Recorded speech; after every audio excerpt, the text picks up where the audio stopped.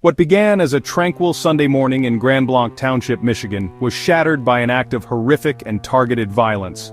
On September 28, 2025, a place of worship, meant as a sanctuary, became the scene of a deadly assault. A man deliberately drove his pickup truck into the front of the church building during Sunday services, triggering chaos and shock. He emerged from his vehicle with a firearm and began shooting at congregants, then set the structure ablaze. The attack was swift, brutal, and multifaceted: vehicular assault, gunfire, arson. The initial facts paint a grim picture. At least 4 individuals lost their lives, another 8 were injured, some critically.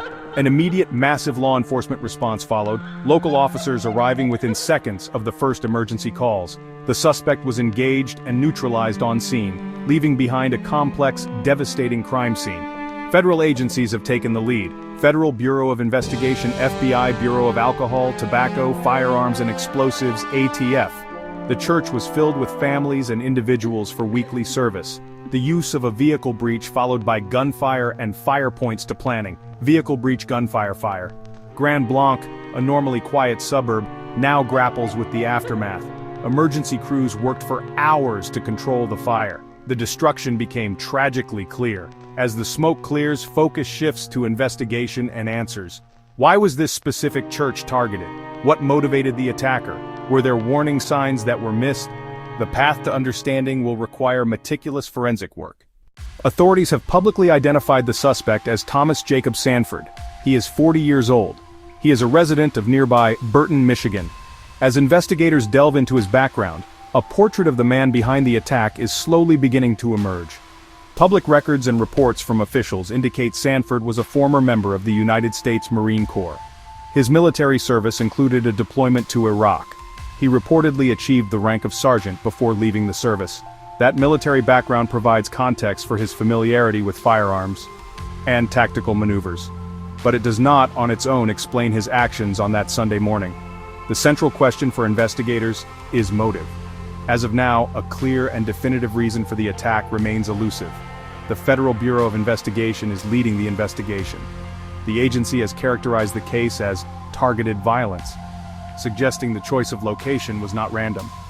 Officials have been careful not to speculate whether the motive was ideological, personal, or related to mental health challenges. Investigators are conducting an exhaustive search of Sanford's life, hoping to uncover clues that might illuminate his path to violence. That deep dive includes his personal history, his relationships, and any recent life stressors. To build a comprehensive profile, law enforcement executed search warrants at his home in Burton. They have seized personal computers, cell phones, and other digital devices. Those items will be subjected to a thorough forensic analysis.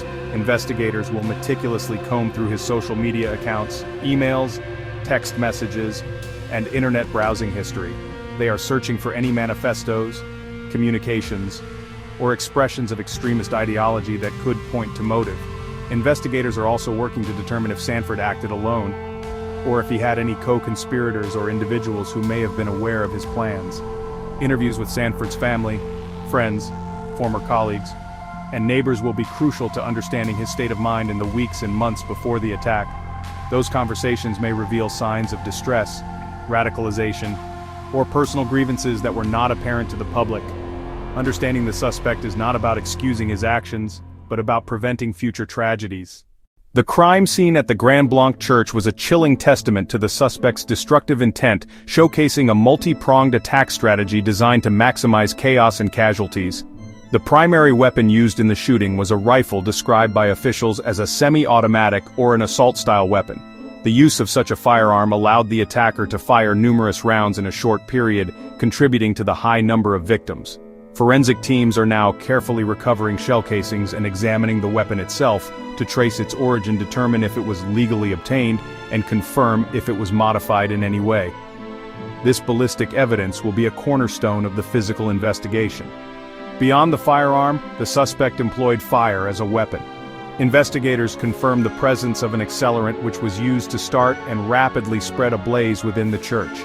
The decision to set a fire while people were still inside created a nightmarish scenario, forcing victims to contend with both an active shooter and a life-threatening inferno.